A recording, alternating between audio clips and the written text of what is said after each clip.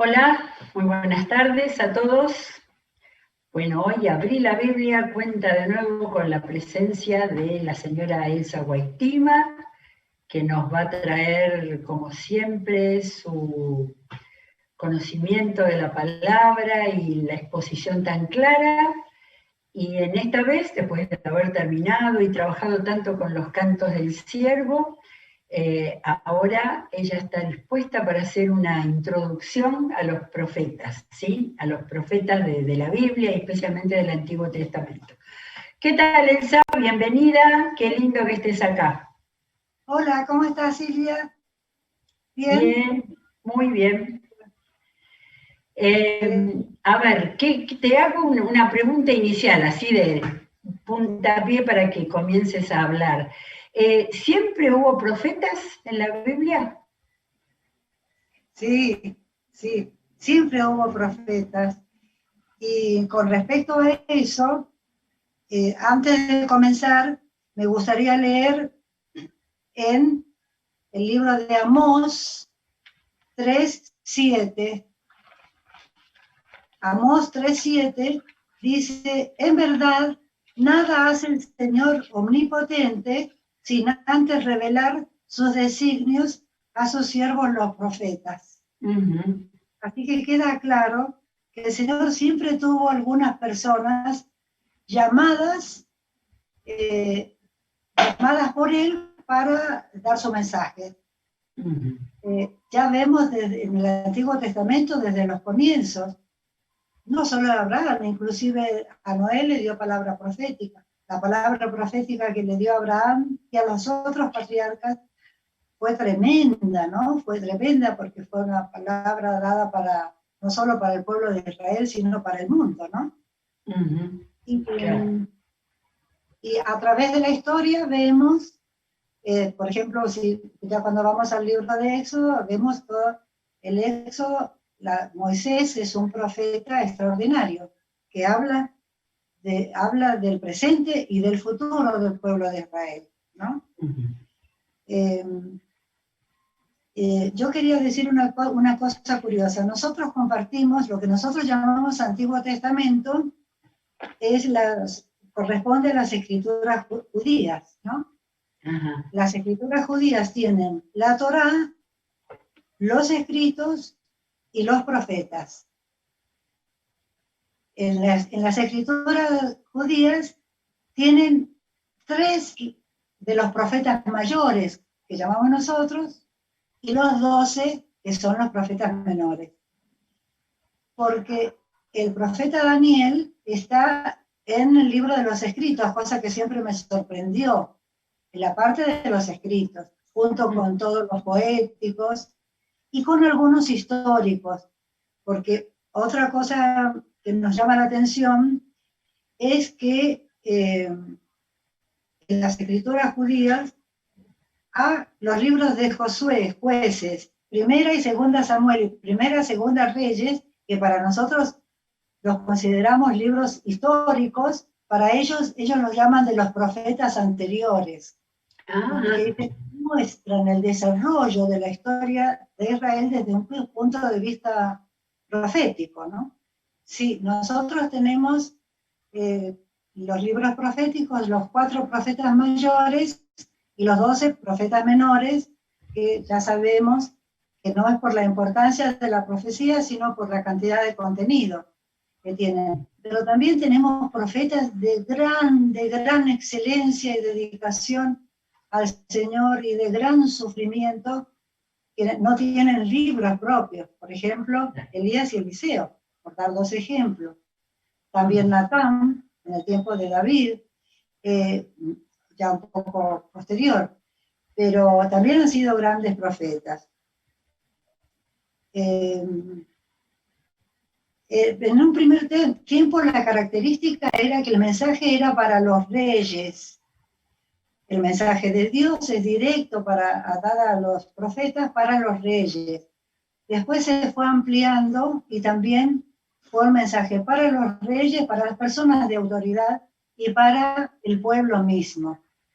Uh-huh. Tanto es así que vemos ya en el tiempo de Jeremías o sea, en el siglo VII antes de Cristo, que el Señor le manda a Jeremías que hable con los reyes y con los sacerdotes, y también que hable en el atrio del templo para que todas las personas del pueblo lo escuchen y les llegue directamente su mensaje, el mensaje de Dios. También en un primer tiempo el mensaje fue siempre dado en forma oral. Es decir, el profeta habla, da el mensaje en forma oral, ya sea a los reyes y al pueblo. Después se transformó en escrito, porque seguramente ellos tenían seguidores, lo que se llama escuela de profetas, o los hijos de los profetas, que tomaban nota de lo que se le hablaba, de lo que hablaba el Señor. También llama la atención que en el libro también de Jeremías, el Señor le da la orden que escriba el mensaje profético y que se lo dé al rey, me parece que era el rey Joacim, y fue el profeta Jeremías, se lo dio y él lo destruyó, y el Señor lo mandó que lo escribiera de nuevo. Entonces, el Señor es el mismo, y el deseo de hacer conocer a su pueblo su voluntad es la misma, pero va cambiando las formas de transmitirlo, ¿no? Como todo lo que Él hace es siempre creativo. Con respecto a las profecías, también podemos decir que hay unas profecías que son incondicionales.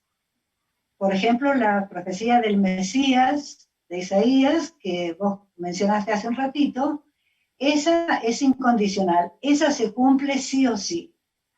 Hay otras profecías que son condicionadas a el proceder del pueblo. El mensaje es, si ustedes están haciendo esto, están desobedeciendo en esto, si ustedes se acercan a mí, ustedes yo los voy a bendecir. Si tengo algún plan, algún propósito de alejarme de ustedes, lo voy a revertir. Esas son condicionadas, están condicionadas a la respuesta del pueblo. Lamentablemente, tanto sufrimiento que tuvo el pueblo de Israel fue porque no escucharon a los profetas. Ya sabemos por la palabra que muchos fueron perseguidos, otros fueron matados en el atrio del templo. Algunos de ellos fueron aserrados. Se piensa que el aserrado es el profeta Isaías. La vida del profeta es una vida de mucho sufrimiento. Una vida de mucho sufrimiento porque obedecen al llamado de Dios. El llamado de Dios les transforma la vida. Dios les dice que los va a ayudar, pero ese mensaje claro de Dios hacia los reyes y hacia el pueblo no les resulta grato a los oyentes cuando en su ánimo está desobedecer. Y el propósito, ¿cuál es el propósito de Dios? Si pudiéramos decir solamente en dos frases, el propósito de Dios al dar palabra a los profetas, lo vamos a leer primero en Miqueas 1:5, es decir, la relación del hombre con Dios. En Miqueas 1:5 vemos, y todo esto por la transgresión de Jacob, por los pecados del pueblo de Israel. ¿Acaso no representa Samaria la transgresión de Jacob? Samaria era la capital del pueblo del reino de Israel, del reino del norte. Sigo con el texto bíblico. ¿Y no es acaso en Jerusalén la capital del reino del sur, de Judá, donde están los santuarios paganos de Judá? Es decir, acá está mencionando lo que ocurre con la relación con Dios. Están celebrando, transgrediendo la obediencia a Dios y haciendo alabanzas y altares a dioses paganos. Pero si vamos a Miqueas 2:1, ahí vamos a ver la preocupación que tiene Dios por la relación entre los hombres. La relación entre las personas tiene que ser una relación santa, igual que la relación del hombre con Dios, de Dios con el hombre. En Miqueas 2:1, por ejemplo, sin ir más lejos, leemos, está hablando con respecto al pueblo judío, cómo es el proceder del pueblo judío. Dice, ay de los que solo piensan en el mal, y aún acostados hacen planes malvados. En cuanto amanece, los llevan a cabo porque tienen el poder en sus manos. Habla de personas de poder, de personas que están en el gobierno, de la casa real, de los sacerdotes, que también eran hombres poderosos, sacerdotes y escribas. El versículo 2 dice, codician campos y se apropian de ellos, casas y de ellas se adueñan, oprimen al varón y a su familia, al hombre y a su propiedad. Acá vemos cómo era la relación entre las personas, la relación entre los hombres de poder que avasallaban o no le dejaban lugar a ningún derecho a los pobres, a los trabajadores, a los esclavos. Y vemos que esto después, nuestro Señor Jesucristo lo resume diciendo amar a Dios y amar al prójimo como a ti mismo.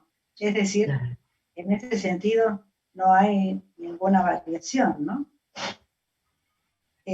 Ahora, con respecto a la profecía, a veces pensamos en la profecía siempre como una especie de oráculo que habla del futuro, a ver qué me va a decir. Por supuesto que Dios lo puede hacer, decirnos lo que va a pasar, lo que va a pasar en el mundo, en una nación, en un pueblo. Pero la palabra profética siempre tiene en cuenta el hoy, lo que estaba pasando. Nosotros vemos que la profecía parte del contexto en el que estaban viviendo los profetas y va hacia adelante para decir lo que les va a ocurrir de acuerdo a su proceder, y va hacia atrás también para explicar cómo ha sido el pasado y por qué le pasaron las cosas que le ocurrieron, ¿no? Ajá. Y cuál ha sido la ayuda de Dios en el pasado. Ahora, con respecto a los profetas, ¿cómo eran, cómo vivían los profetas? Entendemos que los profetas tenían una conducta tanto espiritual, moral y relacional muy buena, muy pura, porque estaban en contacto directamente con Dios y una vida de mucho sacrificio y sufrimiento.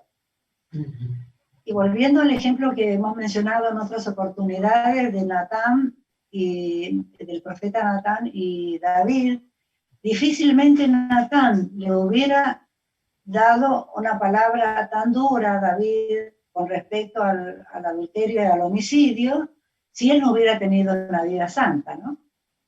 Claro. Le hubiera respondido quizá el rey David, pero vos haces esto, haces aquello, ¿no? Evidentemente era una vida dedicada al Señor, al conocimiento del Señor, a estar en comunión con el Señor para recibir palabra clara y darla con esa valentía, darla al rey, inclusive con peligro para su vida, ¿no? El rey David reaccionó de muy buena manera, reconociendo que había pecado contra Dios mismo con lo que había hecho. Pero, bueno, Natán no sabía cuál iba a ser la respuesta, ¿no? Vemos esa gran valentía, son hombres valientes, hombres de un gran coraje. Con respecto a eso también de los profetas podemos decir, es un hombre inspirado por Dios. Es inspirado por Dios y es llamado al servicio. Dios les dice que los va a acompañar y les va a dar fuerza para que lo lleven a cabo. Algunos de ellos inclusive sin familia, como Jeremías. Otros tuvieron familia, Isaías y demás, Ezequiel, bien digo. pero una vida de mucho sufrimiento, pero de contacto y de fuerza y de fortaleza dada por Dios. Responden al llamado, y el llamado, uno no puede encontrar una regla fija de por qué los llama el Señor y cómo los elige. Porque de Isaías se dice que tendría un contacto muy directo con el palacio, inclusive se habla hasta que podría tener parentesco con alguno de los reyes, por lo menos tenía un acceso directo a los reyes. En cambio, cuando vemos el llamado a la profecía que dado a Amós, vemos que Amós estaba cuidando un rebaño en el sur, en Judá, en el reino de Judá, el reino del sur.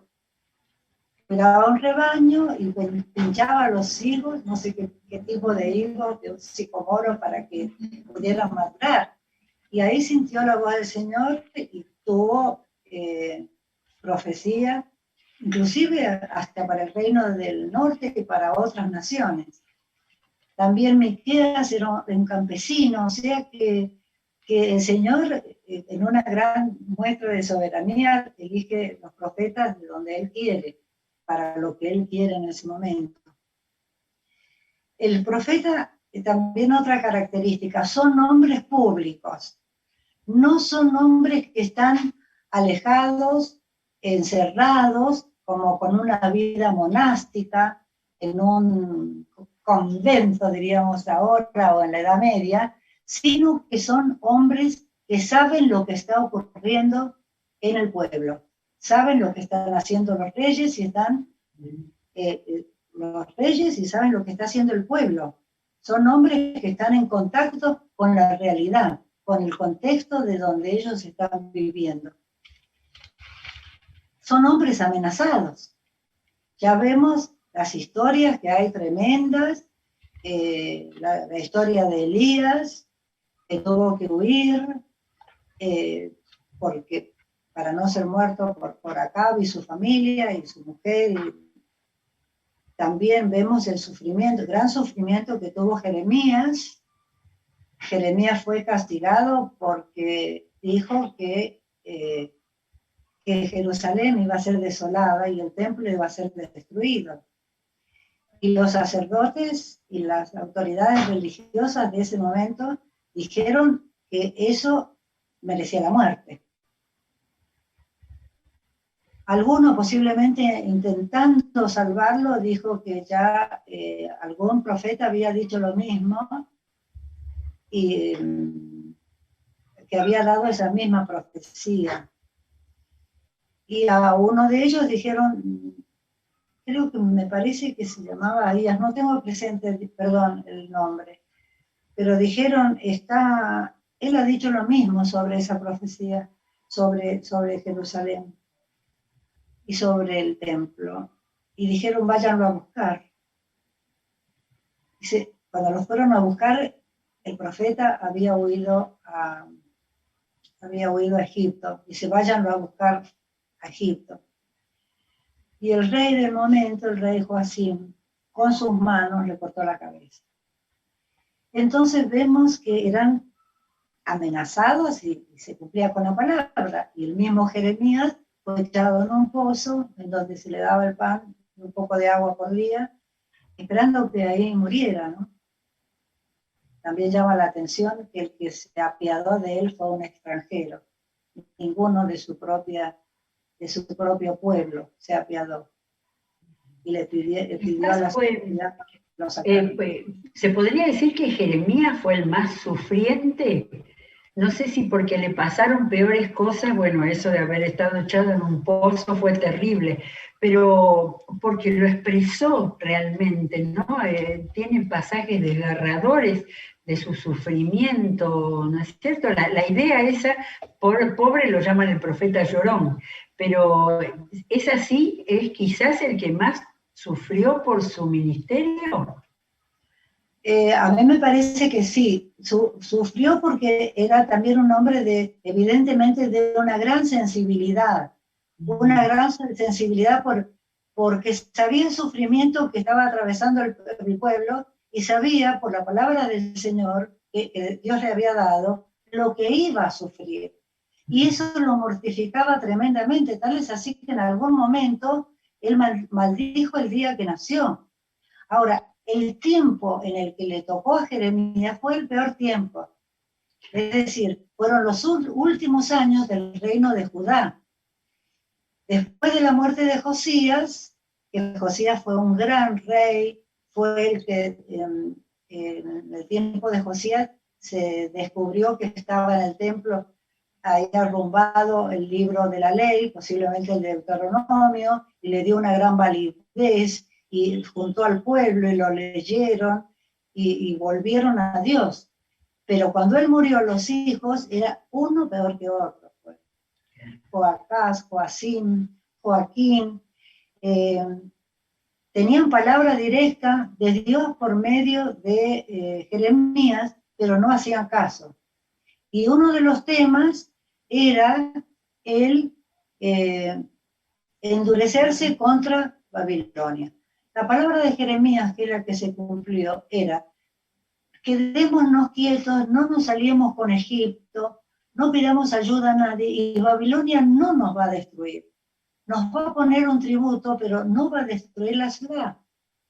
Bueno, con ese enamoramiento que tenían, entre otras cosas, con Egipto, el pueblo de Israel, le quedó algo de la mente de la esclavitud, como un apego a eso, pidieron ayuda y después fue el desastre, ¿no? En esa época tremenda le tocó a Jeremías. Yo creo que la peor época del pueblo de Israel, en ese momento era Judá, pero era lo que quedaba del pueblo. Israel, el reino de Israel ya había sido destruido. Entonces, tal es así que él mismo fue forzado a ir a Egipto, lo llevaron sus propios connacionales, forzado a Egipto, y bueno, dio la profecía de los 70 años que iban a pasar hasta que iban a volver a la tierra, y la palabra de Dios que da, que es tan sorprendente, dice: oren por su ciudad. Su ciudad era Babilonia.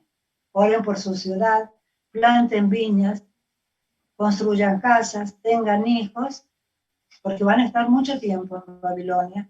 Cuando se cumplan los 70 años, entendemos que se cumplieron después de la primera remesa que salió, porque fueron 3 que fueron al exilio, y bueno, la palabra se cumplió, ¿no? Después vemos que en el tiempo de Nehemías, ellos, ya gobernando el imperio medo-persa, ellos volvieron a una ciudad destruida, con muros destruidos, con puertas destruidas, ¿no? Pero ahí se vio el empeño y el deseo de agradar al Señor y de reconstruir su tierra. Esa era la tierra prometida y la tierra deseable. Bueno, y vemos, estábamos hablando de me acordé del nombre del profeta que había sido muerto, porque había dicho lo mismo que Jeremías, era el profeta Urías, en el tiempo de Joacim. Los fueron a buscar a Egipto. Como la relación de estos reyes, de Joacim y sus hermanos, era bastante buena con Egipto, inclusive, o sea, Egipto monitoreaba el que iba a ser rey, se lo entregaron enseguida y lo trajeron ante el rey lo mató por haber dicho que Jerusalén iba a ser destruida y el templo de Salomón iba a ser destruido. Porque en el concepto equivocado del pueblo judío, el templo de Salomón era como un tótem. Habían hecho del templo de Salomón un dios, entonces como era como un dios, nunca iba a ser destruido. Y el Señor dijo: yo no necesito ningún templo, ¿no? Yo soy el dueño de todo lo que existe. Y lamentablemente ese templo fastuoso de Salomón, que había sido ya como tomado como algo tan importante como una especie de amuleto, fue destruido por las faltas y la desobediencia del mismo pueblo. ¿no? También podemos agregar dentro del siglo VIII, que tenemos los profetas más antiguos, dentro de los libros proféticos, porque Elías y Eliseo son anteriores. Pero en el siglo VIII tenemos a Amós, Oseas y probablemente Jonás. Las fechas, no de todos, pero de algunos, por ejemplo de Jonás, son fechas muy aproximadas, muy inciertas, ¿no? Después, eso estamos hablando del reino de Israel. En el reino de Israel profetizaron Amós, Oseas y Jonás, y en el reino de Judá, Abdías, Joel, Amós, Oseas, Miqueas e Isaías. Esto estamos hablando del siglo VIII antes de Cristo. Vamos a ver, si Dios quiere, en la próxima reunión, si hablamos un poquito de estos que son los más antiguos de lo que llamaríamos profetas con libro, ¿no? De cualquier manera, vuelvo a insistir en la importancia de la palabra profética, tanto de los llamados profetas mayores y de los profetas menores, porque se los denomina así por la extensión del contenido. El libro de Isaías es un libro muy grande, muy largo, el de Jeremías también, bueno, hay Daniel y Ezequiel, y los otros también, pero tienen unas grandes profecías. Y, por ejemplo, recuerdo siempre a Amós. Amós da una palabra profética tan completa y tan detallada con respecto a la necesidad de que hubiera amor entre las personas, de la viuda, del huérfano, ¿no? Del extranjero, y las cosas que hacen las personas de poder, el abuso de poder que hay de los reyes y de las familias influyentes. No solamente eran los reyes, también los sacerdotes y los escribas, ¿no? Cómo se aprovechaban de las personas y cómo maquinaban para quitarle a la persona humilde lo poco que tenía. Dice, vengan por un par de zapatos. Es tremenda, tremenda la palabra del Señor. Tremendo lo que hablaron estos profetas con respecto a la necesidad de estar en comunión íntima con Dios y en una actitud de buena relación con las personas, donde prevalezca la justicia de Dios. Cuando los profetas iban con este mensaje, evidentemente a esas personas de poder no les gustaba. Y así siguieron persiguiendo a los profetas, e inclusive trataron de impedirle que hablaran, como pasó con el profeta Amós, que le dijeron, andate, vos sos de Judá, no vengas acá a dar palabra en contra del reino de Israel. Pero la palabra de Dios siempre se cumplió, la palabra que Dios daba por medio de los profetas. No se le escapó a personas falsas hacerse pasar por profetas y decir lo que los reyes querían escuchar. Entonces estos falsos profetas siempre contradecían a los verdaderos profetas de Dios, pero después la realidad, lo que pasó en el pueblo, en los dos pueblos estoy hablando, porque ya Israel en el año 722 ya había caído bajo el poder de Asiria, y Judá no aprendió de la lección esa tremenda que sufrió el pueblo hermano, sino que un siglo y algo después ellos cayeron bajo el poder de Babilonia. Así que la vida de los profetas, muy sufrida, muy dedicada al Señor, de una comunión íntima con el Señor y de una gran valentía. Yo admiro esa gran valentía de pararse enfrente de los reyes, enfrente de los sacerdotes, en el atrio del templo, a decirles el mensaje de reconvención que les daba Dios. La verdad que personas cuya vida estaba dedicada a eso, ¿no? y elegidas por Dios y que supieron cumplir con su mandato y aún a costo de sus vidas, ¿no? Sí. Qué bueno, Elsa. La verdad es que tendríamos que estar escribiendo, tomando nota o marcando en la Biblia.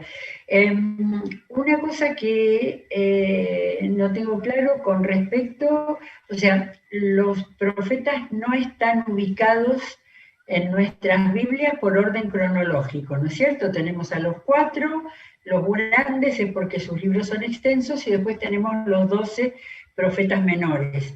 En Abrir la Biblia hemos visto los de libros más pequeños y todo eso, pero siempre mezclados los que profetizaron en Israel y los que profetizaron en Judá. Quizás sería bueno para la próxima que nos hicieras la distinción, pero para que tomemos nota de cuáles fueron, muchos ya lo dijiste, pero cuáles fueron los de Judá, cuáles fueron los de Israel, ¿sí? Bueno, claro. Lo pondría en cada uno de los títulos para poder saber y poder ubicar ese mensaje que tienen, ¿no? Pero bueno, se nos acaba el tiempo. Entonces, tenemos la promesa de que vas a seguir trabajando, ahondando más todo este mundo tan rico del Antiguo Testamento con los profetas. Y también algo que dijiste así al pasar, pero sería muy interesante, esa división de la Biblia del Antiguo Testamento en los profetas, los históricos, los escritos, que le dediques un poco más de tiempo a eso para tenerlo bien en claro, ¿sí? Bueno, lo vemos un poquito más amplio el jueves que viene, si Dios quiere. Perfecto, muchísimas gracias y nos encontramos el jueves que viene. Y nosotros seguimos mañana con las 7 iglesias, vamos a ver las 2 siguientes, Tiatira y Sardis, para ver los tan fuertes mensajes que el Señor Jesús directamente dio a estas iglesias previas al gran contenido del Apocalipsis. Gracias por haber estado, que Dios los bendiga, seguimos hasta el final de la programación y nos vemos mañana nuevamente.